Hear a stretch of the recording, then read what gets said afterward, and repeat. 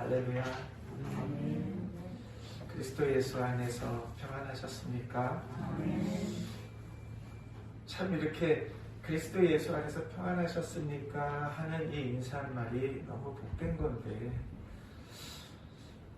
요즘 시기 같은 때에는 참 이렇게 묻기도 참 한편으로는 부담이 가요.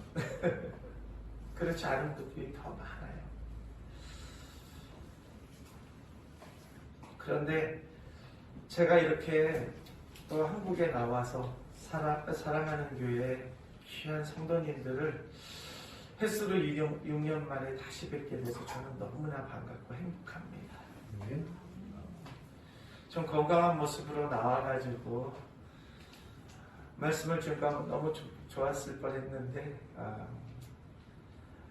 몸이 좀 연약해가지고 치료받기 위해 나와서 이렇게 귀한 사랑하는 교회 제단 위에 서서 이렇게 말씀을 증거할 수 있어서 또 한편으로는 너무나 감사합니다. 언제나 하나님께 감사하고 또 우리 사랑하는 교회 최영민 목사님과 사랑하는 성도 여러분 이렇게 감사드립니다. 잠깐 기도하시겠습니다. 사랑과 은혜가 충만하신 참 좋으신 우리 하나님 아버지 감사합니다. 저희가 무엇이 간데 이처럼 사랑하여 주시어서 이 어렵고 험난하고 살벌한 시대에 주님의 이끌림을 받아 이 하나님의 거룩한 이 예배처소에 모여 우리 주 예수 그리스도의 이름으로 예배드릴 수 있도록 인도하심을 감사합니다. 아멘. 사랑의 하나님, 오늘 고린도후서 6장 1절에서 2절 말씀은 박준용 선교사의 말이 아니라 창조주 하나님이시요 구원의 하나님의 거룩하신 말씀이기에 말씀을 선포하는 자나 받는 자가 함께 아멘으로 화답하고 은혜 받기를 소망합니다.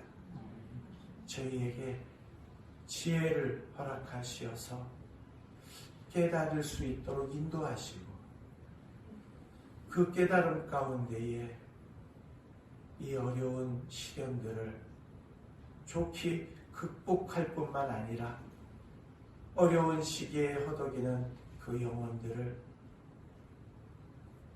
평강의 하나님께로 인도할 수 있는 귀한 도구들로 삼아주시옵소서. 감사함이 예수님의 이름으로 기도하옵나이다. 네.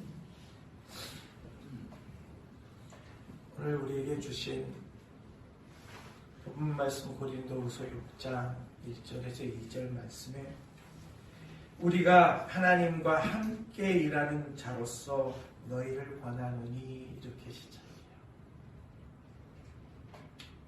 여기서 우리가 누구냐 하면 고린도전서 1장에는 하나님의 뜻을 따라 뜻으로 말미암아 그리스도 예수의 사도된 바울과 형제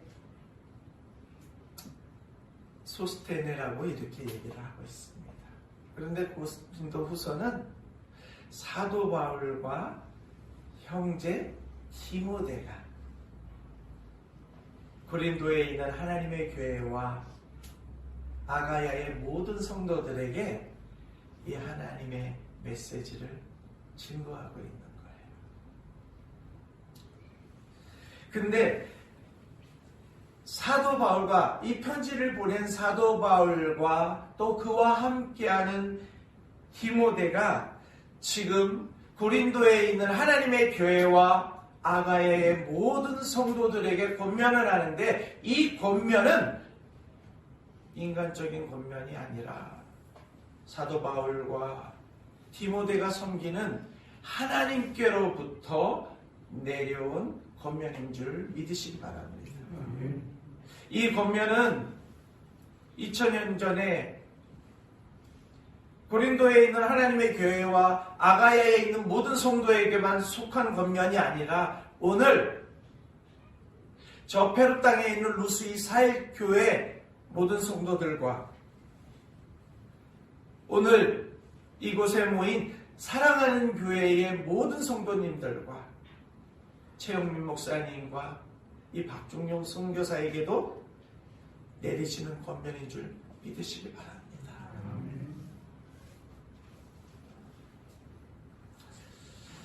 하나님의 은혜를 헛되이 받지 말라. 이 은혜라는 단어는 헬라어로 카리스라고 얘기합니다.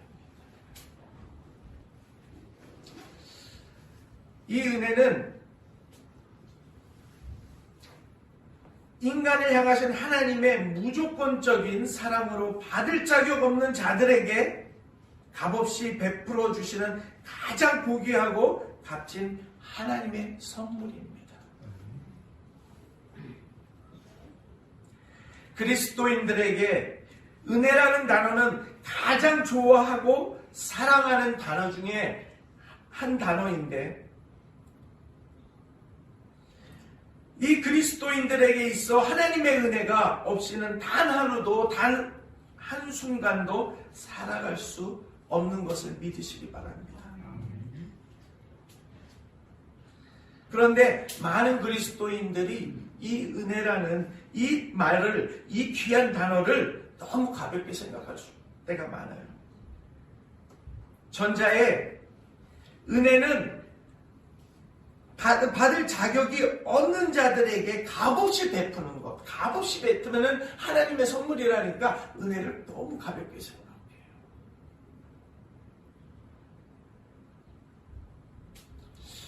선물이라는 건 주는 사람이 있고 받는 사람이 있습니다.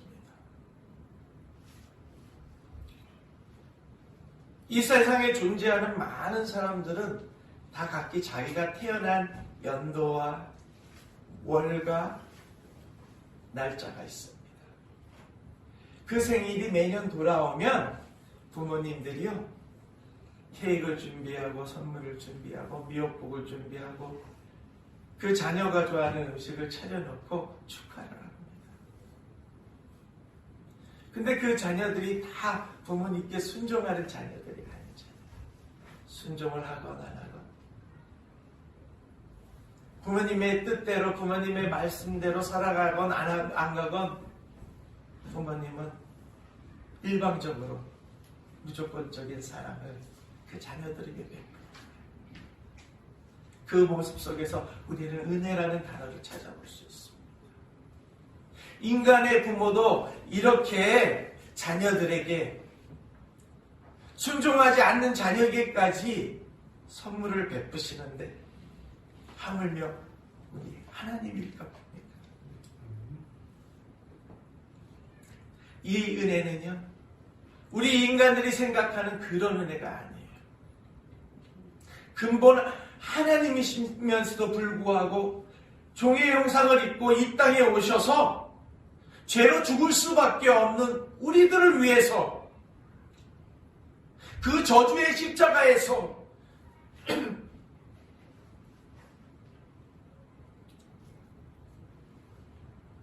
아주 험악한 죄를 범한 자들의 처형틀인 그 십자가에서 점도 없고 흠도 없고 죄가 없는 우리 주님께서 그 귀한 보혈의 피를 흘리시며 그곳에서 죽으셔서 우리를 구원에 이르시게 한 그런 은혜인 줄 믿으시기 바랍니다.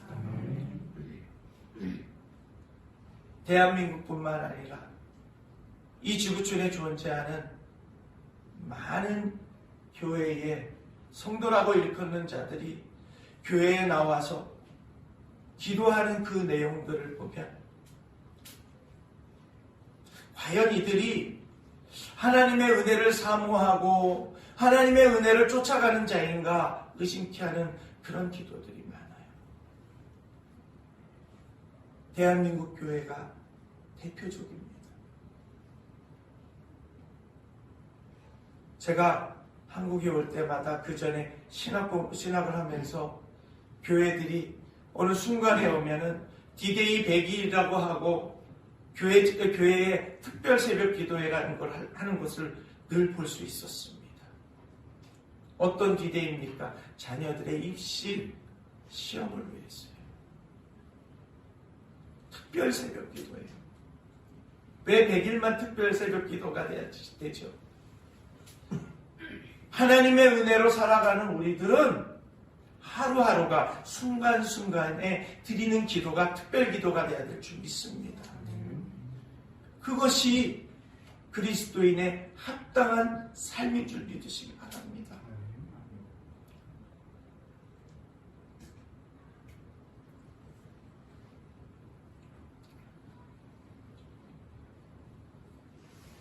하나님의 부르심에 있어서 각 사람마다 그 부르시는 그 소명, 부르심은 제각기 들려요.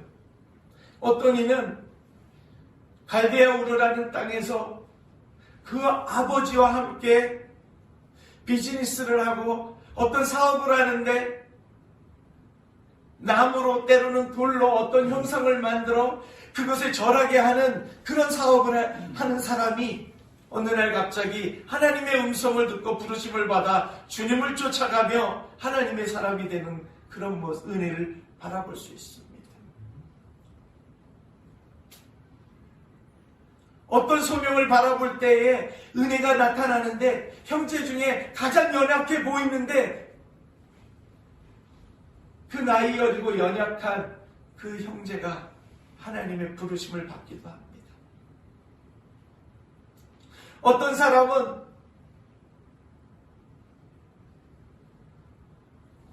우리를 구원하러 이 땅에 오신 예수 그리스도를 핍박하고 예수 그리스도를 따라가며 섬기는 그 백성들을 찾아서 죽이는 일을 하던 그런 사람이 어느 날 갑자기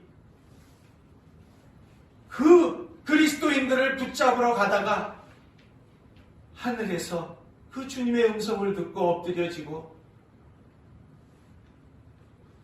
그 은혜로 인해서 사도로 부르심을 받는 그런 일도 있습니다.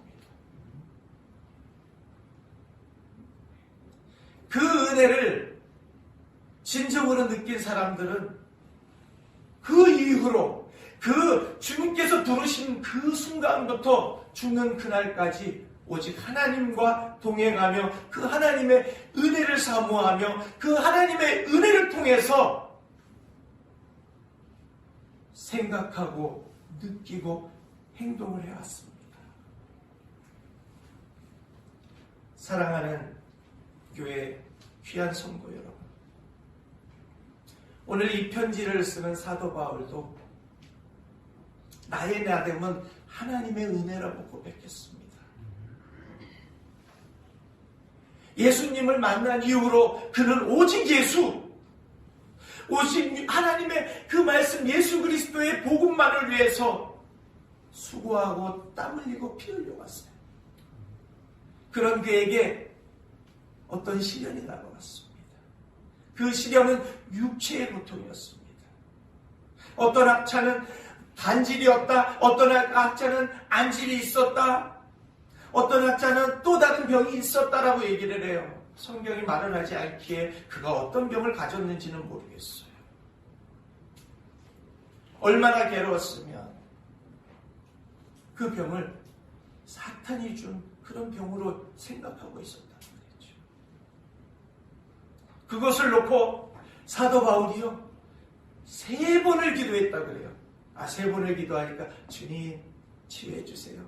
1번, 주님 치유해 주세요. 2번, 주님 치유해 주세요. 3번, 주님 3번 간 건데 왜 안 낫게 해주세요. 이런 게 아니에요. 그 3번이라는 그것은 상징적인 의미로서 온 마음을 다해 생명을 다해서 기도했다는 거예요. 그런데 그렇게 온 마음으로 기도한 충성된 종 사도 바울에게 이런 음성이 들립니다. 내 은혜가 족하도다. 내 은혜가 족하도다. 그럼 우리 같으면 이럴 수 있잖아요. 하나님, 제가 진짜 주님을 만난 이후로 돌도 맞아서 죽을 뻔했고 채찍도 맞고 여러 가지 고난을 많이 받아서 죽을 뻔한 게 한두 번도 아니고 내가 오직 주님만 바라보며 갔는데 하나님 이거 하나 못 들어주세요? 불평할 수가 있어요.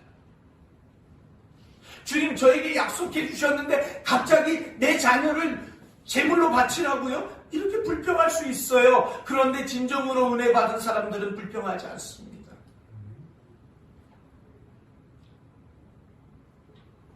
그들에게 있어 신정 은혜란 하나님께 순종하고 나가요. 그러면서 주님 말씀하십니다. 내 은혜가 족하도다라고 말씀하실 뿐만 아니라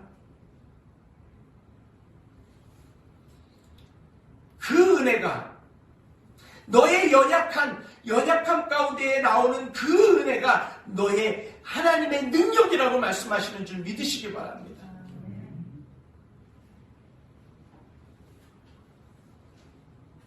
2019년에 저는 너무 행복했어요.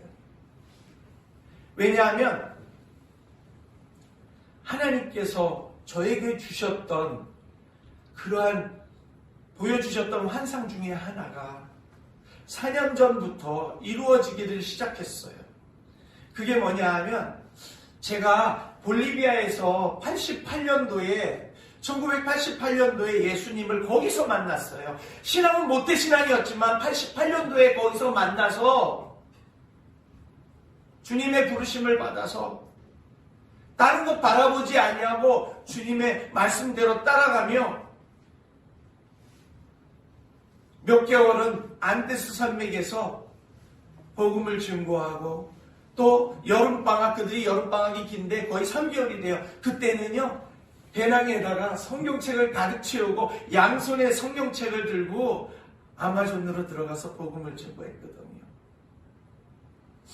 하나님께서 저희들에게 은사를 주셔서 아픈 자에게 손 얹고 기도하면 낫는 역사가 있었어요. 그때 어떤 사람들은 낫지를 않아요.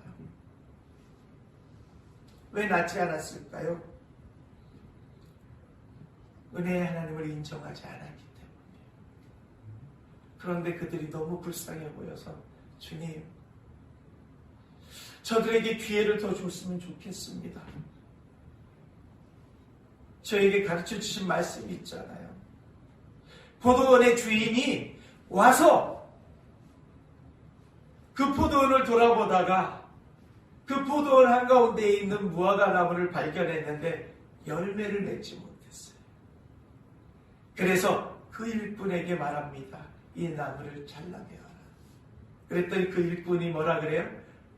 주인님, 한 해만 나에게 더 허락해 주시옵소서. 그러면 제가 거름도 주고 물도 주고 제대로 가꾸어서 내년에 열매를 맺게 하겠나이다. 그러나 열매를 맺지 못하면 그때 이 나무를 베어버리겠나이다. 그 일꾼이 누구예요?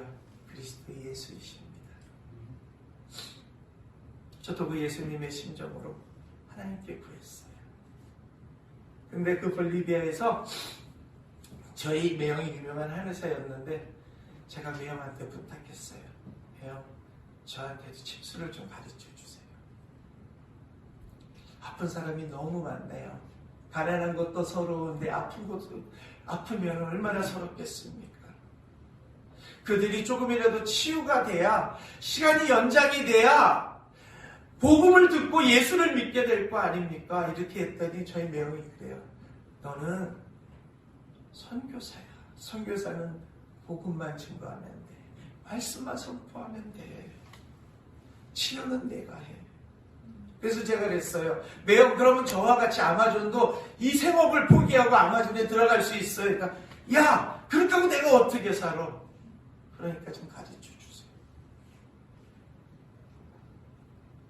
제가 무릎으로 기도하면서 금식하면서 기도했더니 저희 매형이 하루는 저희를 불러요. 저를 부르더니 간단한 기법만 가르쳐 준대요. 그래서 배가 아플 때 어디다가 어느 혈에다가 침을 넣고, 어디가 아플 때는 머리에 두통이 올 때는 어디에다 침을 넣고, 간단한 기본법만 가르쳐 주는 거예요. 그래서 저는요 그걸 또 한 번도 해본 적이 없으니까 다른 사람한테 이렇게 침을 놔줄 수가 없잖아요. 그래서 하루는요, 다 죽어가는 개한테 침을 놓고 뜸을 놔줬더니 개가 살아났어요. 그래서 또 그 경험을 해서 그거를 그 한 동네의 개를 살려놨더니요, 아이들이 그 다음날부터는요, 자기 집에 있는 고양이, 닭, 개 아픈 것들을요, 갖고 와가지고 침을 놔달라는 거예요. 그래서 그거에다가 근데 이 침값이 얼마나 비싸요, 그 당시만 해도요. 그래서 매형이 사람들에게 놔줬던 침 있잖아요. 그것을 수거에다가 다 알코올에다 말라서 침을 놔줘서 그걸로 연습을 했어요. 임상실험을 했어요. 그 다음에는 이제 두 번째는 사람에게 해야 되는데 아무나한테 할 수 없잖아요. 그래서 제 배에다가 스스로 그 혈자리를 놓고 거울을 보고 제 머리에다가 침도 나고 그랬더니 두통이 사라지고 배가 너무 제가 위가 안 좋았는데 위가 깨끗이 나요. 그래서 그 다음부터 자신 있게 또 하나하나 이제 다른 사람들한테 침을 놔줬더니 되게 편안하다 그러는 거예요. 그런데 이 침 맞은 사람들이 또 자기도 예수 믿겠다고 교회를 나와요. 믿습니까? 이 얘기는 뭐냐면요, 저도 젊었을 때 혈기왕성할 때는요, 무조건 선교란 다른 거 필요 없어. 무슨 농업 선교가 있고 의료 선교가 있고 공업 선교가 있어. 아니야. 오직 선교는 말씀만 선포하면 돼. 저는 그렇게 생각했거든요. 그런데 어느 날 성경을 공감복음을 읽는데요, 우리 주님이 세례를 받으신 후에 처음으로 말씀을 선포하시는데 뭐라고 선포하세요? 회개하라, 천국이 가까워졌느니라. 그리고 또 산상수훈이라는 설교를 하십니다. 그리고 산에 올라가서 기도를 하시고 내려왔는데 그의 설교가 엄청난 능력이 있었는지 많은 사람들이 그 산 밑에서 기다리고 있었던 거예요. 그랬는데 그 많은 인파 중에 수많은 사람들이요, 환자였어요. 저 같았으면 그래, 치료를 해줄 테니까 우선은 우리 예배부터 드리고 우리 말씀부터 듣자, 이렇게 해야 되는 게 정석일 거 아니에요. 그런데 우리 주님은요, 그 마을에 들어가서 만난 그 환자들을 먼저 치유해 주셨어요. 믿습니까? 그 말씀들을 보면서 제가 느꼈어요. 살아있는 복음, 살아있는 하나님의 말씀. 진정한 전도는 말과 지혜에 있지 아니하고 하나님의 능력에 있습니다. 믿습니까? 능력이라는 건 뭐예요? 능동체적인 거잖아요. 능동체라는 건 뭐예요? 어떤 행동으로 인해서 그 힘이 발생되고 그 힘으로 뭔가를 이루는 거 아닙니까? 그게 바로 좌우로 나의 성공, 하나님의 그 생명의 말씀, 관절골수를 쪼개고 영과 혼을 가르는 그 능력인 줄 믿으시기 바랍니다. 그러면서 저는요, 아마존을 꿈꾸면서 기도를 했어요. 연초에 1990년 1월 1일부터 1월 3일까지 4일날 끝나는 그 3일 기도를 하는데, 끝나고 나서 마지막으로 기도를 하는데 하나님께서요, 저에게 환상을 보여주셨어요. 어떤 환상을 보여줬냐 하면 물은 커피 색깔인데 그 빛이 얼마나 아름다운지, 그 커피 색깔의 그 빛이, 그 태양의 빛이 너무 아름답게 비치는 거예요. 그런데 제가 카누배를, 나무로 만든 그 원주민 카누배를 탔는데 앞에 한 사람이 노를 짚고 저는 가운데에서 밀짚 모자를 쓰고 원주민들이 입는 하얀 철옷을 입고 옆에는 성경책 가방을 들고 찬양을 하면서 가는 거예요. 저 멀리 배는 나의 시은 섬, 오고룩한 곳 아버지 집, 뭉게구름이 있는 아름다운 성이 보여요. 그러고서 제가 주님 감사합니다 하고 금식을 마치면서 하나님께서 나에게 바로 아마존으로 보내주시겠구나 라고 생각했거든요. 근데 아마존에 당도하기까지 보여주신 그 하나님께서 보여주신 것이 거의 30년 만에. 그 전까지 저는 안데스 산맥에서 때로는 페루 수도 리마 빈민가에서 사역을 했어요. 거기서 복음을 들고 그냥 진짜 외치고 또 외치고. 근데 한 4년 전에 저를 아마존 쪽으로 완전히 이동하게 해주셨어요. 그리고 저희와 함께 협력하는 교회 중에 뉴욕에 있는 뉴욕 아름다운 교회라는 교회에서 협력을 해주시는데 그 교회에는요 의사 선생님들이 엄청나게 많아요. 그래서 의료 선교를 하는데 저희 페루에 오셔가지고 섬겨 주셔요. 그래가지고 아마존까지 오셔가지고 아마존까지 가려면요 오는 그 자체가 진짜 선교예요. 비행기를 타고 거의 7시간을 리마로 와서 또 그 공항에서 몇 시간을 기다리고 또 몇 시간을 기다려서 비행기를 갈아타서 북갈바라고 하는 그 공항이 있는 지역에서 내리면 또 6시간 반이나 7시간 반을요 구불구불하는 길을요 지나서 와야 되는데 의사 선생님에도 불구하고 있잖아요. 여기저기에서 구토하는 소리가 들리는 거예요. 멀미하는 소리. 워. 그러면서도요, 기도하면서 가고 어떤 분은 찬양하면서 선교지까지 돌아갑니다. 어떤 분은 그래요. 여기는 다시는 못 올 곳이 아무나 올 수 있는 곳이 아닙니다, 선교사님. 다 내년에 날 제가 다시 올 수 있을지 모르겠어요. 그러놓고 그 다음에 또 오시더라고요. 그리고 또 오셔가지고는요, 뭐라 그러냐면, 제가 이곳을 왔다 가면요, 하나님께서 저에게 놀라운 것들을 보여주세요. 믿습니까? 거기에 단장 되시는 집사님의 집이요, 2011년도에 가봤는데요, 해변에, 롱아일랜드라는 아주 큰 해변에 집이 저택이 있는데, 이건 그림 같은 집이에요. 근데 선교를 준비하면서 그 집이요, 갑자기 허리케인이 와가지고요, 집 반을 갖다가 통강이를 내버렸다라는 거예요. 그것도 선교 오기 3주 전에. 그런데 집사님이요, 그럼에도 불구하고 그 갈라진 부분에다가 플라스틱 비닐만 덮어놓고요, 부부가 다 선교해 왔어요. 믿습니까? 집사님, 집 그렇게 갈라졌다며요. 갈라진 게 됐습니까? 하나님께 나에게 주신 은혜가 얼마나 큰데요. 제가 여기를 안 오면 안 되기 때문에 왔습니다. 그러시더라고요. 그리고 나서 돌아가셨는데 그 집을요, 두 분이 다 자녀들을 다 출가시키고 두 분이 살기가 너무 크니까 이거를 팔아야 되는데 선교사님이 기도해 주십시오. 그러더니 함께 기도를 했는데요, 그렇게 갈라진 집 잠깐 좀 보수를 하고 팔았는데 엄청난 가격에 팔았다는. 은혜를 사모하는 자들은요, 진짜 날마다 은혜의 강에서 헤엄치는 거예요. 제가 부한 것만 얘기하는 거 아닙니다. 이 아웃가에, 이 페루에 못 사는 사람들이 얼마나 의심이 많은지 몰라요. 왜냐하면 많은 사기꾼들이 그들에게 다가갔고 그들을 지나가는 사람들이 너무 많아서 그래요.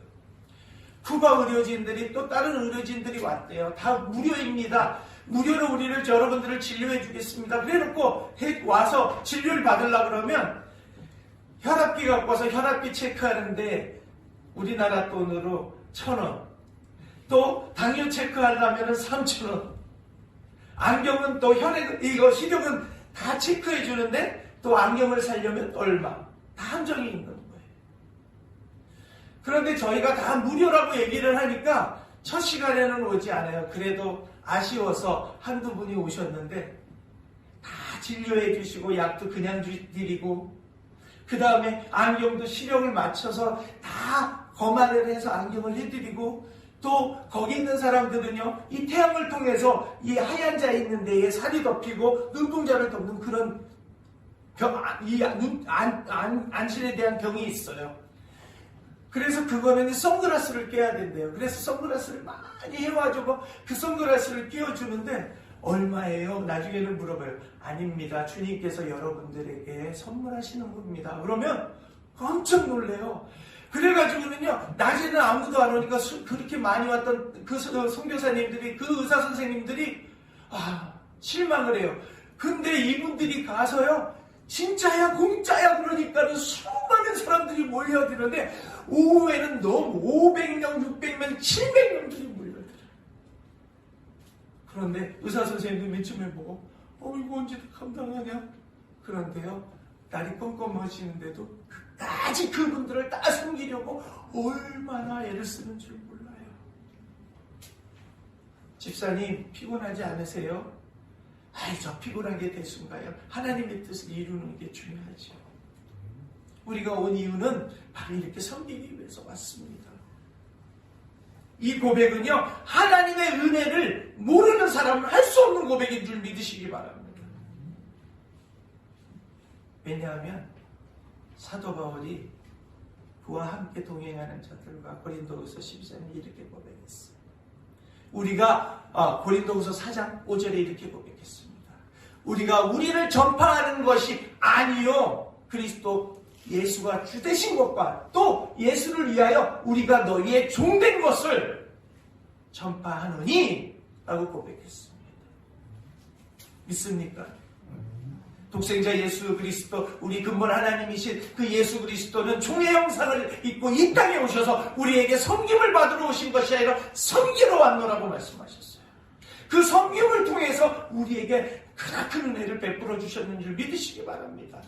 이제는 우리가 그 은혜를 진정으로 받았다고 믿고 고백하고 그 은혜의 강에서 헤엄을 치며 신앙생활을 하는 자들에게는요, 우리가 만나는 모든 자들이 우리가 섬겨야 할 자임을 믿으시기 바랍니다. 우리가 그들의 종된 것을 그들에게 선포해야 될 줄 믿습니다. 믿습니까? 누구를 위하여? 예수를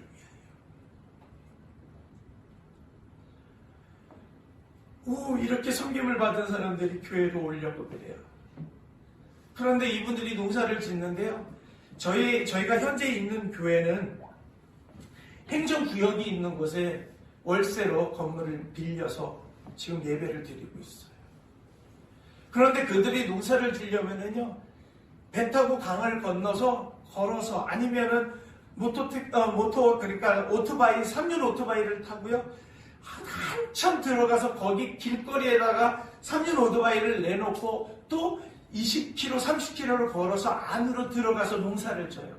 그렇기 때문에 한번 농사를 지러 들어가잖아요.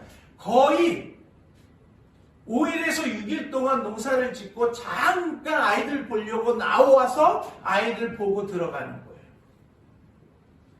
그래서 저희들에게 그래요. 저희는 지금 농사를 짓고 살기 때문에 현재로서는 교회를 못 가지만, 길이 날 때까지는 교회를 못 가지만 우리 아이들을 보내겠습니다. 아이들이 오기 시작해요. 많은 교회들이 있어요. 그곳에도요. 오순절 계통의 교회, 여호와 증인, 몰몬, 또 그 외에 이단 교회들이 너무나 많습니다. 거기에 그 교회는 장년이라는 사람들이 출석을 하는데 참 안타까운 것들이 너무나 많거든요. 그런데 저희 교회는요, 장년들도 있지만 어린아이들을 하나님께서 인도해 주셨어요. 무엇을 통해? 은혜 받은 그 의료팀들의 섬김을 통해 우리가 예수를 위하여 너희의 종된 것을 전파하는 그들을 통해서 어린아이들을 보내주면서 부흥하고 있었어요. 그런데 재작년에 갑자기 어떤 바이러스가 세상에 들어왔다고 그러면서 떠들썩하게 뉴스에 나오는 거예요. 그랬더니 점점 페루에 이탈리아와 스페인에서 여행을 하고 돌아온 청년들이 두 사람이 그 코로나에 걸려서 왔는데 그 사람들이 그거를 감염을 시키는데요. 우와, 성경에 뭐라고 했어요? 한 사람으로 말미암아 이 땅에 죄가 들어왔잖아요. 그쵸? 그 죄가 온 세상의 사람들에게 다 감염을 시켜서 사망에 이르게 했잖아요. 와, 그 말씀이 떠오르게 하더라고요. 한국도 지금 코로나로 막 심하다 하는데요. 와, 2020년, 2021년 페루는요, 세상 사람들이 말하는 생지옥이었어요. 지금까지요, 어저께까지 250만이 감염이 됐어요. 어제 하루 사이에만 3만이 감염이 됐어요. 죽은 사람만 해도 거진 20만이 훨씬 넘어 있어요. 그런데 2020년도에 제가 먼저 섬겼던 그 리마, 그 교회, 거기는 빈민 지역이거든요. 그런데 그 공터가 있었습니다. 특히 빈민 지역에 사람들이 많이 죽어나갔는데 뉴스가 나오는 거예요. 사람들이 죽어나가니까 공동묘지가 없으니까는요, 그곳에서 웅덩이를 파가지고요, 그 양복 보면 이렇게 양복 이렇게 보호하기 위해서 이렇게 짚어달린 그 포가 있잖아요. 그거 비슷한 데다가 사람을 집어넣고 그냥 포크레인으로 집어 던지는 거예요. 많이 쌓이면 거기다 횟가루를 뿌려가지고 왕창 덮어놓고서는 한 번에 매장을 해버리는 거예요. 또 어떤 지역은요, 웅덩이를 파놓고 사람을 거기다가 어떤 포장도 없이 그냥 관짝은 구할 수도 없었어요. 다 집어넣고서는 휘발유를 뿌려서 그걸 불 붙여버린 거예요. 그러니까 이게 해외 토픽으로 나오니까 한국에 계신 가족들이 전화를 하더라고요. 빨리 한국으로 돌아오면 안 되겠냐. 그리고서 얼마 후에 대한민국 정부가 전세 비행기를 보내줬어요. 그리고 교포들에게 될 수 있으면 다 한국으로 돌아가자. 제가 그 뉴스를 못 받는 줄 알고 저희 교회 성도님들이 그때 페루 정부가 계엄을 선포를 했거든요. 그런데 계엄을 선포하고 군인 경찰들이요, 소총에다가 대검까지 꽂고, 소총에다 대검 꽂았다는 건 뭐예요? 전생 상황이에요. 코로나인데 소총에다가 대검을 꽂고 돌아다니는 거예요. 와, 다 살벌한 거예요. 아무도 못 나와요. 잠깐 오전에 한 가족당 한 사람만 잠깐 30분 동안 시간을 주는데 시장 나가서 먹을 식품들을 사는 거예요. 그런데 그 아웃바이아쿠 시에서 저에게 연락이 왔어요. 잠깐 회의에 참석해달라고. 지금 통행할 수 없는데요? 아닙니다. 선교사님은 지금 코로나19 대책위원으로 선발되었기 때문에 오셔도 좋습니다. 그래서 갔어요. 그랬더니 10사람 의사선생님들과 거기에 시장과 지역의 한 대표가 모여가지고 회의를 했어요. 그런데 어떤 방어 대책이 하나도 준비가 되어 있지 않은 거예요. 그러나 저는 뉴스를 통해서 한국은 이렇게 대처합니다. 거리 두기를 합니다. 마스크를 껴야 됩니다. 그리고 움직였을 때에 우리가 어떤 지역으로 넘어가려고 할 때에는 그들이 한 지역에 모여서 격리 수용을 2주 동안 하고 열이 나지 않으면 그때 이 시내로 들어오게 합시다라고 다 제가 먼저 건의를 했어요.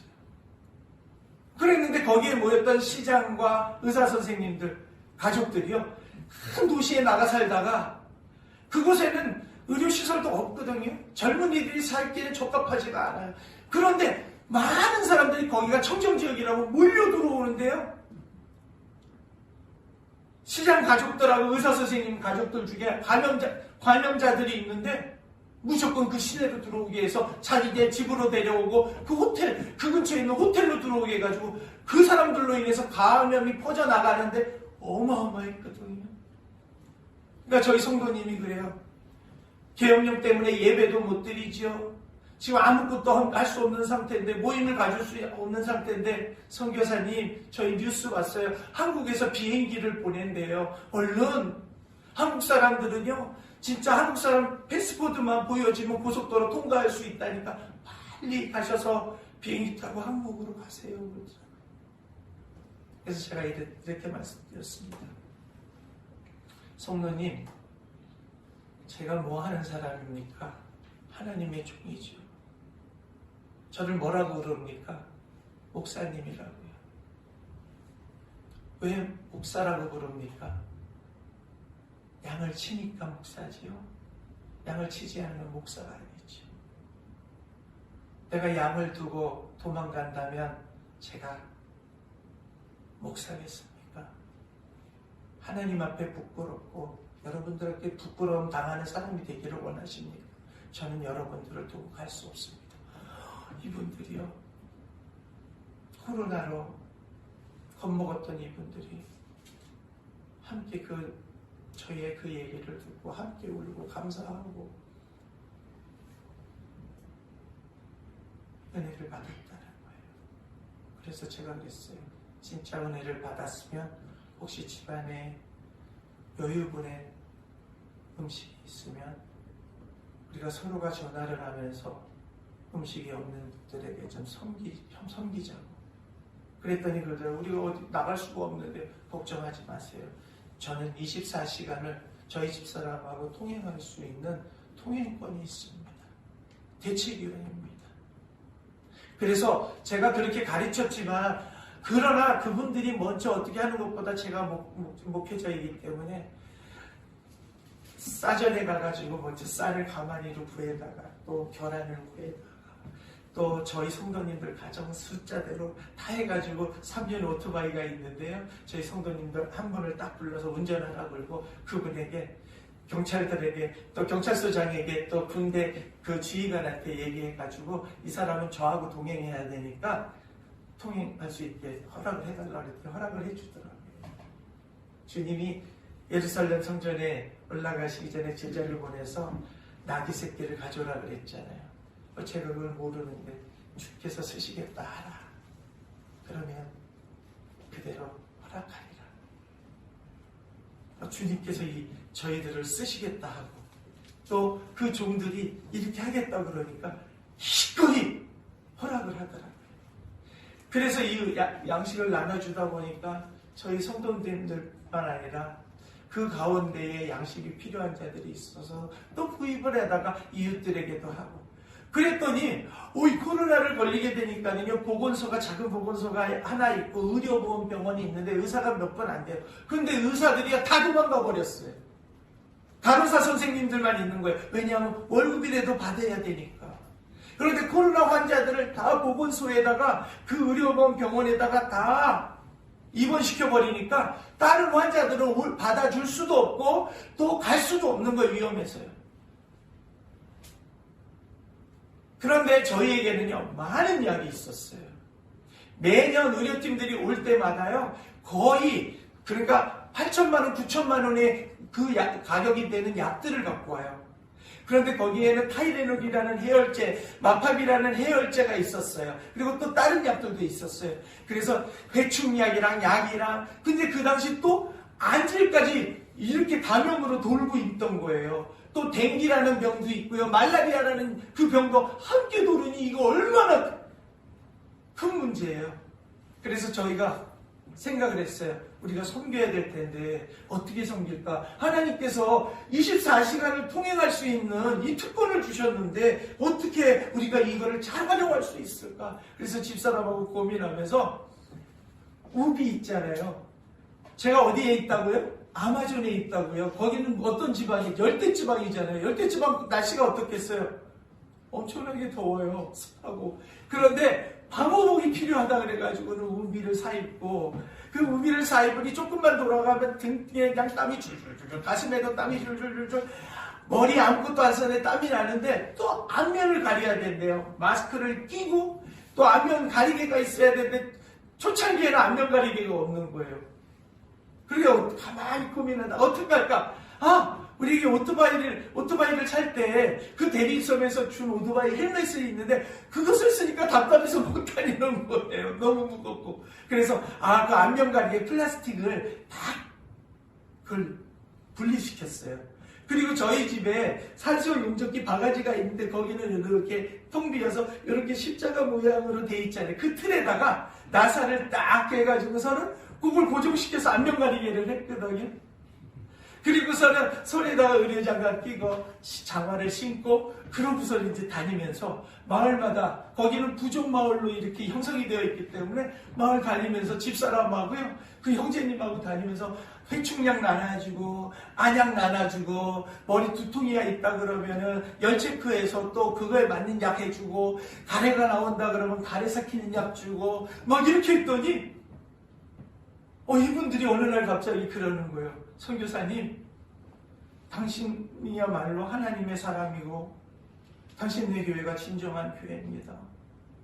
어떤 교회는요, 제가 다니는 교회는요, 이런 상황 속에서도요, 거기 목사라는 분이요, 저 노트에다가 명단 적어놓고 매달 집에 와서 묵도 들고 매주 몰래 그 잠깐 1시간 나가는 시간 돌아와가지고서 너 주정헌금 내라 그러고, 그리고 또 여기 11조 내라고 걷어들이고, 지금 이런 상황인데 당신들은 이렇게 섬길 것만 생각하니 얼마나 감사한지 모르겠습니다 하고 하나님께 영광을 돌리더라고요.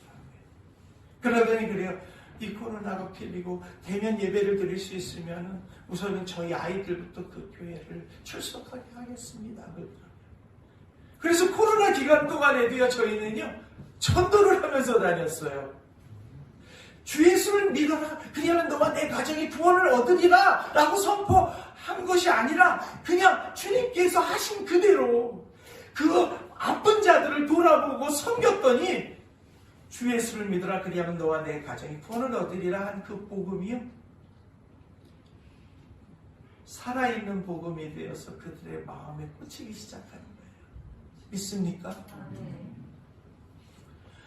이러는데 어느 날 가는데요, 다리를 건너가야 돼. 흔들다리, 나무다리를 건너가야 되는데 시에서 통제하는 사람들이 있어서 못 건너게 하는 거예요. 사람들을 통제하느라고.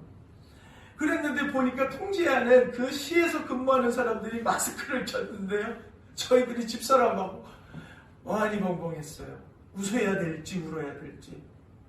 그들이 마스크가 없으니까는, 덴탈 마스크도 없으니까는요, 자기 아내 건지는 모르지만 남자건 여자건 여자 브레이저를 그 뽕을이요 저기다가 끈을 내가지고 마스크로 쓰고 있는 거예요.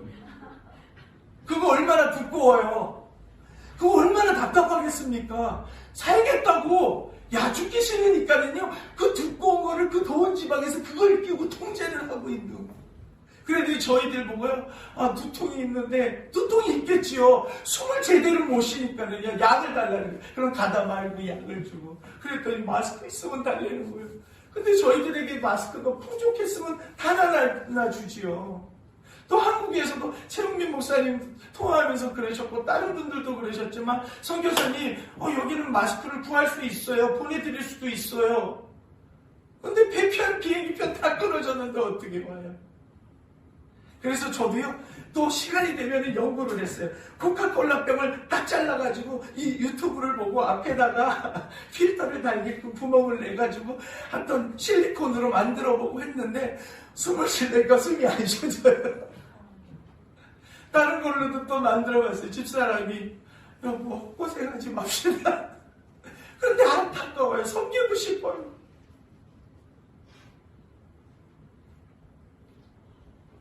여자들의 그 브레이저를 마스크로 쓰는 그 모습을 봤을 때 하나님의 사람으로서, 하나님의 종으로서 너무나 마음이 아팠어요. 그런데 2020년에 들어와서 조금씩 모임을 허락하기 시작했어요. 그 대신 공간에 비례해서 20%만 모여서 예배드릴 수 있습니다. 여기는 그런 게 없지만 거리 두기 위해서 그것도 돈이 들어가야 돼요. 어떤 인쇄점에서 맞춰가지고 바닥에 스티커를 거리 메탈도 이 자를 만들어서 딱딱딱딱 붙여야 돼요. 그리고 나서 이렇게 마스크도 끼고 설교를 하다가 다 마스크를 2장씩 끼고 하라고 그래가지고요. 지금도 2장을 껴야 돼요. 그런데 저는 한참 생각하다가 부스터를 생각해가지고는요, 앞에다가 나무 틀을 만들어서요, 막 큰 옛날 대형 텔레비전처럼 만들어 놓고 거기다가 아스티지를 딱 붙여놓고서는 마스크 벗고 설교를 했거든요. 앞에는 집사람이 항상 체온계를 들고서는 이마에다가 체온제 주고, 앞에다가는 알코올 젤을 하고, 또 바깥에 큰 버켓에다가 그 수도꼭지를 만들어 놓고 거기다가 손 비누로 다 씻고 또 알코올 소독하고, 그러고 들어와야만 했어요. 그런데 어떤 성도님이 연락이 왔어요. 목사님, 선교사님, 저희 집사람이 너무너무 아파요. 열도 나고요. 댕기에 걸렸습니다. 그러더라고요. 그런데 어떤 성도님들이 함께 논하겠다고 자기 집에서 농사한 것들을 갖고 왔어요. 그 과일이라고 싸서 그 집에다가 연락하고, 우리가 저희 집사람이 지금 간대요. 문 두들기면 문 열고 그 과일을 갖고 들어가시면 됩니다. 그랬거든요. 그랬더니 집사람이 문을 두드리고 얼른 열더니, 아, 선교사님, 우리 집사람이 열이 너무 심한데 들어와서 기도 좀 해주세요. 근데 댕기는 감염되는 게 아니잖아요. 그래서 집사람은 댕기라 그러니까 또 편하고 담대하게 들어가가지고 들어갔더니 골방이 딱 있는데 옆에 산소통, 그분은 어떻게 산소통을 그 세상적인 백이 있었어요. 아들이 검사라서 어디서 산소통을 얻어와가지고 산소를 끼고 있는데 온몸이 퉁퉁 붓고 열 때문에 시뻘게 있고 이러는데 와가지고 호흡도 제대로 못하면서 기도해달라고 연락이 오고, 집사람이 또 가서 열심히 뜨겁게 기도를 했습니다. 그러고서 나오는데 남편들의 형제님이, 실은요 우리 부인이랑 저가요 코로나 바이러스에 감염이 된 거예요. 알면서 그런 거예요. 죽고 싶지 않았어요. 죽음이 두려워서. 그러더니 저한테도 양심이 살아있어서 메시지를 보냈는데, 실제로는 저희가 코로나에 감염됐습니다. 남편은 무증상으로 감염됐고 아내는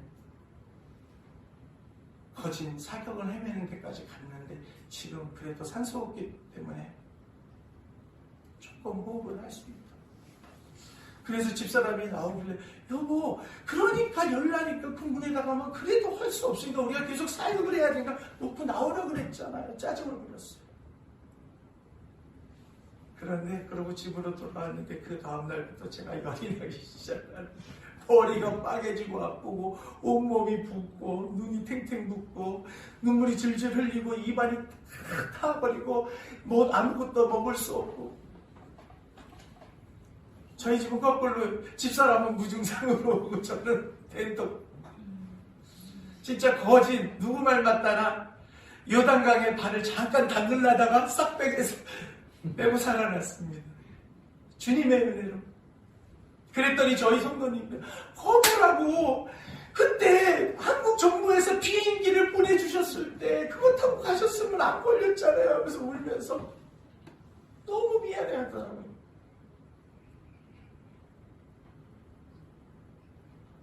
그때 제가 너무 부끄러웠어요. 집사람한테 짜증내는 게 부끄러웠고. 그런데 죽는 게 두렵지 않았어요. 하나님, 오늘 내 죽으면 천국으로 인도하실 건데, 그런데 주님, 제가 이 고백을 하고 싶습니다. 아직 하나님께서 저를 통해서 이루시고자 하시는 계획, 저에게 주신 사명 중에 아직 감당하지 못한 것이 있다면 저에게 생명을 연장시켜 주시옵소서. 그랬더니 하나님이 회복시켜 주시더라.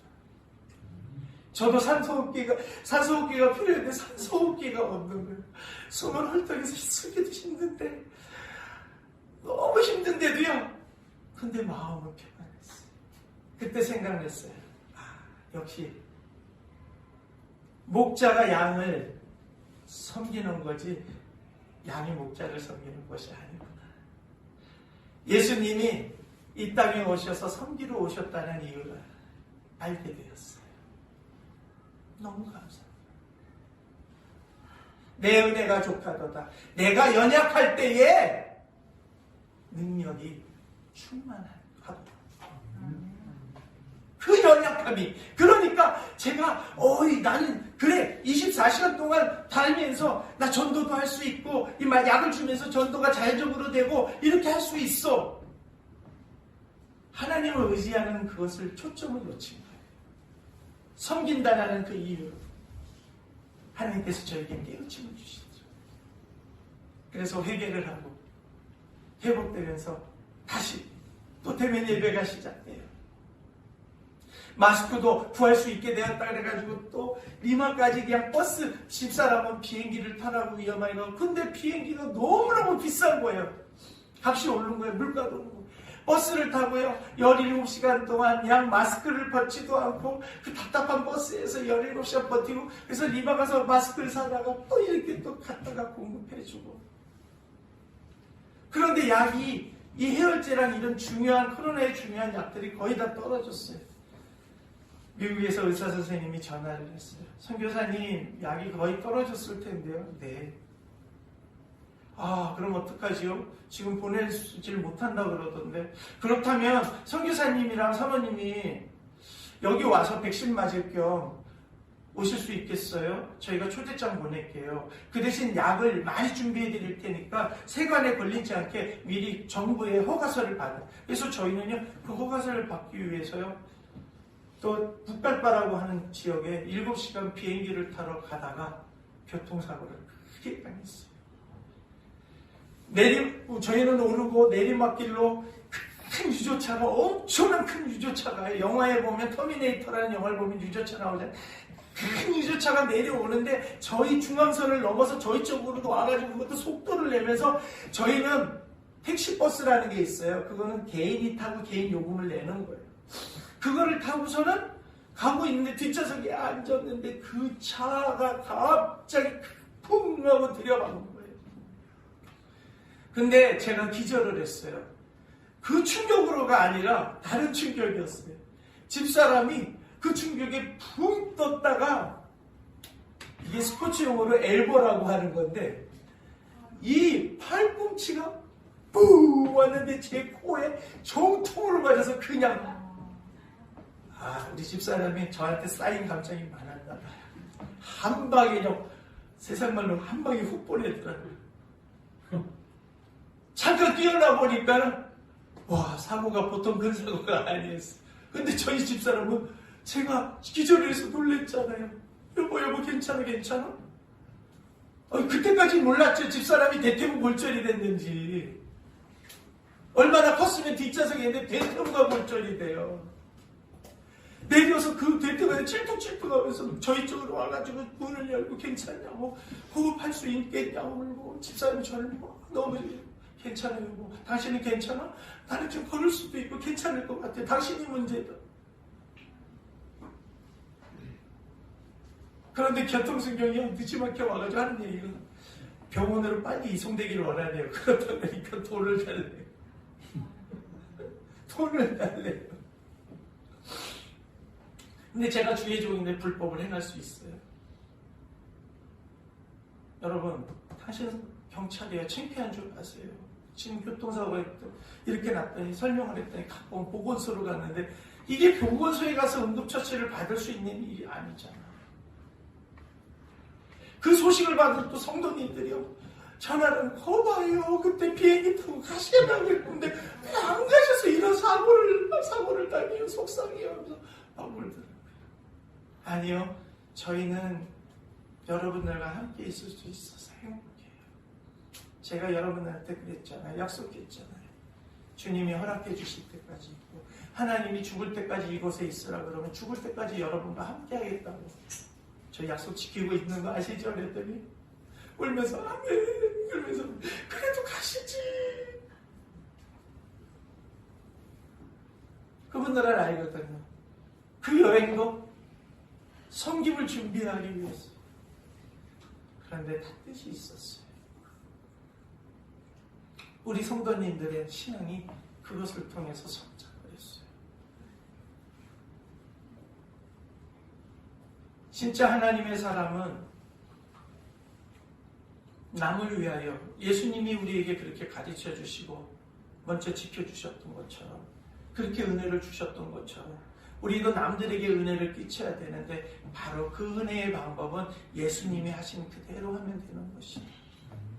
그랬더니 성도님들도요, 자기 스스로 어떤 양식을 해가지고 저희 집에도 가져와서 양식을, 받기만 하시던 분들이 양식을 가져오시고, 또 다른 성도님들한테 연락을 해가지고 양식이 떨어졌다면 또 양식 있는 사람은 생각하고 서로가 협력하고. 또 추수감사절이 가까워지는데요, 남미는요, 추수감사절을 지내는 교회가 있으면, 드리는 교회가 있으면 이단으로 봐요. 왜냐하면 추수감사절을 미국, 카나다 명절이라고 생각하거든요. 그래서 저희가 레위기서를 보여주면서 그 의미로 하는 것이 아니라 우리가 하나님께서 해를 주시고 비를 주시고 좋은 환경을 주셔서 이렇게 추수한 곡식들을 하나님의 감사함으로써 감사제를 드리는 것이다. 그런 명절이 아니다 라고 설명하면서 우리도 매년 하는 추수감사절 예배가 있는데요. 그걸 준비하기 위해서 몇 달 전부터 준비를 한 자매님이 그래요. 한 박스, 깨끗한 박스를 딱 준비해서 교회 앞에다 갖다 놓고서는 거예요. 선교사님, 그리고 그냥 빈 박스만 가져온 게 아니라 거기다가 쌀도 몇 킬로 갖다 놓고 또 다른 통조림도 갖다 놓고 농사 짓지 않는 분들은 그렇게 갖고 오기로 약속을 했거든요. 그러더니 선교사님, 이번에도 우리가 이 추수감사 예배를 드려야 되지 않겠습니까? 자, 우리가 하나 섬기시다 벌써 한 분이 딱 솔선수범해서 얘기를 하더라고요. 이번에는 우리 주혜종 선교사님, 목사님이 얘기하기 전에 우리 스스로 준비를 합시다. 그랬더니 또 다른 바네사라는 자매님도 갖고 와서 또 거기다 갖다 놓고, 그것도 한 번 갖다 놓은 게 아니라 매주 이렇게 갖다 놓더라고요. 그런데 교통사고를 나서 그곳에서 치료를 하려고 했더니 치료하는 방법이 없어요. 저희가 병원을 가려면 리마를 가야 되는데 17시간 동안 앰뷸런스가 없어서 어떤 차를 구입해서 차를 빌려서 가려면 그 택시비가 어마어마하기 때문에 갈 생각을 엄두를 못 내요. 그러던 나중에 미국에 있는 집사님, 의사 선생님이 그러셔요. 걸을 수 있으면 어떻게 해서라도 한국에 가십시오. 미국에 저희가 해드려도 되는데 여기는 사람들이 너무너무 감염자도 많고 해서 위험하니까 이번에는 한국에 가서 치료를 받으셔야 될 것 같습니다. 꼭 받으세요. 부탁이에요. 저희한테 선교사님이 몸이 약하면은 어떻게 그곳을 섬길 수 있고 거기에 하나님의 교회를 세울 수 있습니까? 그러면서 갑자기 이 집사님이요, 저희 통장에 얼마를 보냈다라는 거예요. 그러면서 이걸로 치료하다가 모자르면 딱 하나님이 채우실 거니까 걱정하지 말고 나가라는 거예요. 그런데 한 번에 한국을 가는 비행기가 없거든요. 미국을 들려서 가야 돼요. 그래서 미국에 갔더니 또 왔다가 바로 가시면 힘드니까 여기에서 2주 정도 쉬었다 가세요. 그러더니 또 보금자리를 마련해 주시고 또 이렇게 섬겨주시면서 막 하는 거예요. 또 그런데 저희가 집사람이 지팡이를 짚고 저는 목 디스크가 허리 디스크가 너무 심각해가지고 터졌다고까지 얘기를 하는데 저희들에게 거기 선교위원장님이 그러더라고요. 저희 교회가요 지금 코로나로 인해서요 그냥 초상집 분위기예요. 그래서 좀 회복을 할 기회가 있어야 되는데 선교사님 말씀 좀 증거해 주세요. 또 올라가서 또 말씀 증거하고 또 다른 교회에서도 또 초대를 해서 그렇게 하고 또 소그룹에서 또 만나자 그래가지고 만나서 그런데요 이게 아프다고 움츠리면 더 아파요. 그런데 하나님께서 인도하시는 그 길을 따라가면 그 통증을 잊어버려요. 있습니까? 또 이제 한국에 와야 됐어요. 그런데 한국에 그 얘기를 하는데 어느 장소에 있기가 그렇더라고요. 그래서 알아본 장소가 있는데 최영민 목사님이 제가 연락해서 다 했습니다. 준비를 해놓으셨어요. 그래서 지금 신림동에 있는 웨슬리 하우스라는 곳에 있는데 그 건물 내에 건물이 오래된 건물인데 다른 지역에 지금 방이 빈 곳에는 그쪽에서 관리하는 분이 계속 있지 않으셔가지고 저한테 연락을 줘요. 거기가 지금 영하 몇 도로 떨어진대요. 손 교수님 죄송하지만 4층하고 2층 올라가서 보일러 좀 틀어주시고 물 좀 조금씩 좀 똑똑 떨어지게 해주세요. 해서 가보면요, 우와 그 방은 너무 추워. 그런데 또 하나님의 은혜로 저희가 쓰는 방은요 그 건물에서 제일 좋은 곳이고요. 화장실 딸린 건물에 너무 따뜻하게 또 주님의 은혜로 또 사랑하는 교회 최영민 목사님과 여러분들이 섬겨주셔서 또 지금도 은혜에 강해서 헤엄치고 있습니다. 제가 오고 싶어서 오게 된 건 아니지만 또 와야 할 이유가 있었어요.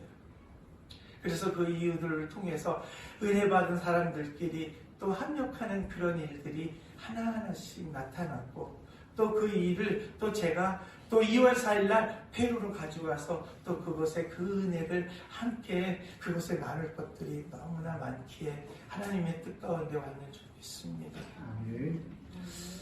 사랑하는 성도 여러분, 저는 이 말씀으로 말씀을 마무리 짓고 싶어요. 잠언 16장 9절에 있는 말씀과 19장에 있는 말씀인데요. 사람이 마음으로 자기의 길을 계획할지라도 그 걸음을 인도하는 자는 여호와십니다. 또 19장에는요 이렇게 말씀하고 계세요. 사람의 마음에는 많은 계획이 있어도 오직 여호와의 뜻이 완전히 서리라.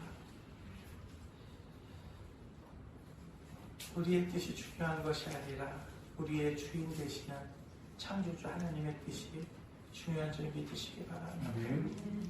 인생은 고난을 위하여 간다고 했습니다. 하늘의 불티가 나름 같도다. 장작불이 시작되면 불티가 계속 일어나는데 작은 불티도 있고 큰 불티도 있습니다. 그 불티는 고난을 얘기합니다. 불이 피어주는 그 순간부터 완전히 재가 되어서 완전히 불씨가 다 사라질 때까지 불티는 켜요. 다 불이 꺼졌구나 하고 그 재를 한번 딱 걷어내면 또 안에 있던 불띠가 탁 튀어나와서 우리를 놀라게 하잖아요. 우리가 사는 동안에 많은 고난이 옵니다. 시련이 옵니다. 야고보서 1장 2절에서부터 4절의 말씀에 내 형제들아 너희가 여러 가지 시험을 만나거든 온전히 기쁘게 여기라. 이는 너희 믿음의 시련이 인내를 만들어내는 줄 너희가 압니다. 인내를 온전히 이루라. 이는 너희로 온전하고 구비하여 조금도 부족함이 없게 하려 함이니라. 믿습니까? 하나님의 은혜 가운데 살아가는 저와 여러분은 지금 이 코로나19를 능히 이겨낼 수 있는 하나님의 준비된 백성인 줄 믿으시기 바랍니다. 그리고 이 시련이 우리에게 믿음의 인내를 주실 텐데 그 인내를 온전히 이루면 우리가 부족함이 없던 하나님께서 우리에게 채워주시겠다고 약속해 주셨는 줄 믿으시기 바랍니다. 우리가 현재 마스크를 끼고 살고 있지만 마스크를 끼고 있다고 해서 극소수의 대면 예배를 드리고 온라인으로 예배를 드리고 있다고 하지만 아직도 이 지구촌에 걸어다닐 수 있는 하나님의 백성은요, 은혜 가운데 산다고 믿는 백성들은 하나님의 복음을 갖고 움직여야 되는 줄 믿습니다. 그러나 지하철에 들어가서 어디에 가서 주 예수를 믿는 그런 얘기가 아니에요. 우리가 잠깐만 이웃들을 돌아보면요, 우리의 도움이 필요로 하는 사람들이 너무나 많이 있습니다. 이 어려운 시국에 우리가 그들을 가서 조금이나마 거리를 두기를 하더라도 어떤 쌀 한 푸대를 섬기고 또 라면 한 박스를 섬기고 그들이 아프다 그러면 연락을 해줘서 또 그들을 어떻게 한번 섬겨주고 하면은요, 그 복음이 살아있는 복음이 되어서 사랑하는 교회가 차고 넘칠 줄 믿습니다. 우리가 말과 혀로만 살아가는 것이 아니라 행함과 진심으로 살아가라는 것처럼 사랑뿐만이 아니라 우리의 복음의 실천도 말과 혀로만 하는 것이 아니라 행함과 진실함으로 행해 나가는 그 성도들이, 그 백성들이 진짜 하나님의 은혜를 참으로 깨닫고 하나님을 사랑하는 그런 성도인 줄 믿으시기 바랍니다. 사랑하는 교회 모든 성도 여러분, 지금 온라인으로 예배드리고 있는 사랑하는 교회 성도 여러분, 또는 유튜브를 통해서 사랑하는 교회로 들어와서 함께 예배를 드리는 성도 여러분,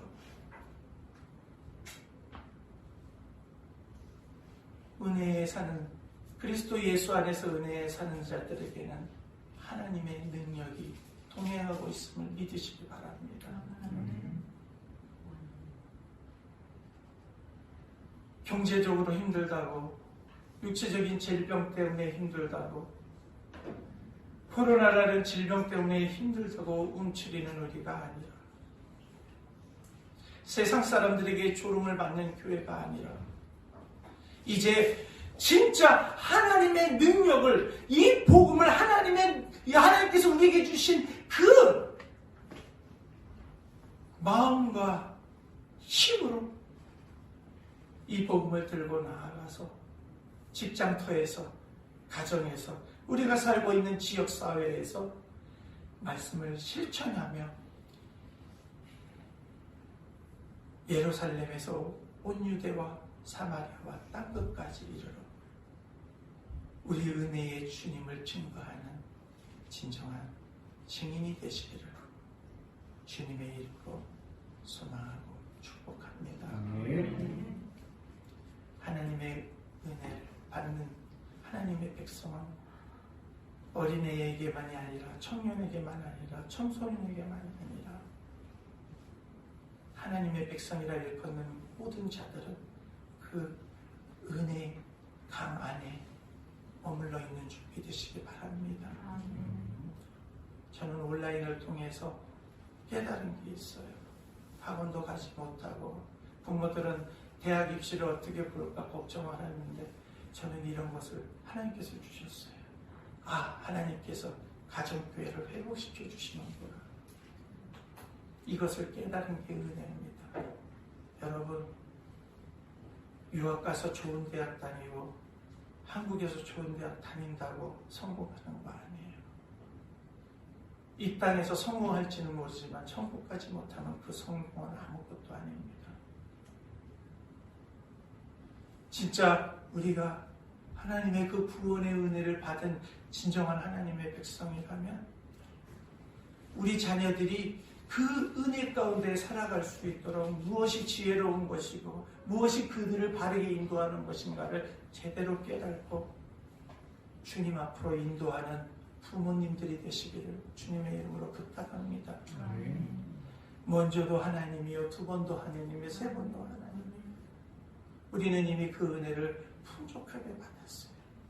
풍족하게 주신 이유는 하나님께서 세상에 나아가서 그 풍족한 것을 하나님을 모르는 사람들과 함께 나누며 그 나눔 속에서 그 하나님의 그 사랑을 깨닫는 자들을 또 구원하게 하시기 위함임을 믿으시기 바랍니다. 사랑하는 성도 여러분, 제가 작년에도 이런 얘기를 들었어요. 어떤 젊은이가 서울대에 입학을 했는데 코로나 때문에 죽었대요. 서울대 입학하면 뭐예요? 공부도 못해보고 세상 떠났는데요. 우리가 항상 명심해야 될 것이 있습니다. 우리의 소망은 아이빌리그가 아니다. 우리의 소망은 서울에 있는 대학이 아니다. 우리의 소망은 삼성, LG, 현대가 아니다. 우리의 소망은 저 하늘에 있습니다. 여러분들은 하나님의 은혜 받은 백성으로서 저 하나님 나라의 시민권자임을 믿으시기 바랍니다. 돈으로도 못 가요 하나님 나라, 지식으로도 못 가요 하나님 나라, 어렵고도 못 가요 하나님 나라, 믿음으로 가는 나라 하나님 나라. 헛된 믿음이 아니라 은혜를 헛되이 받는 자가 아니라 은혜를 바로 사용하고 믿음을 바로 갖고 바로 실천하며 천국에 임하는 은혜의 백성들이 다시 되시기를 주님의 이름으로 축원합니다. 기도하시겠습니다. 사랑과 은혜가 충만하신 참 좋으신 하나님 아버지 감사합니다. 이 땅에 코로나라는 질병이 엄습을 하여 많은 사람들에게 시련을 갖게 하는 이 시점에도 우리 하나님은 우리와 함께 계시며 우리를 위로하시는데 기뻐하라고 말하시는 줄 믿습니다.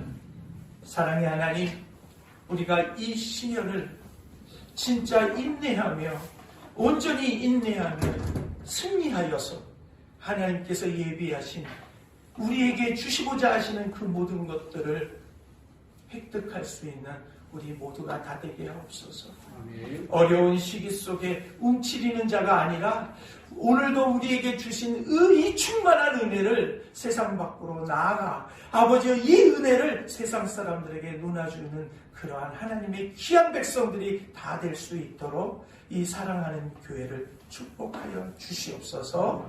귀한 말씀 주심을 감사드리며 예수님의 이름으로 기도하옵나이다. 아멘.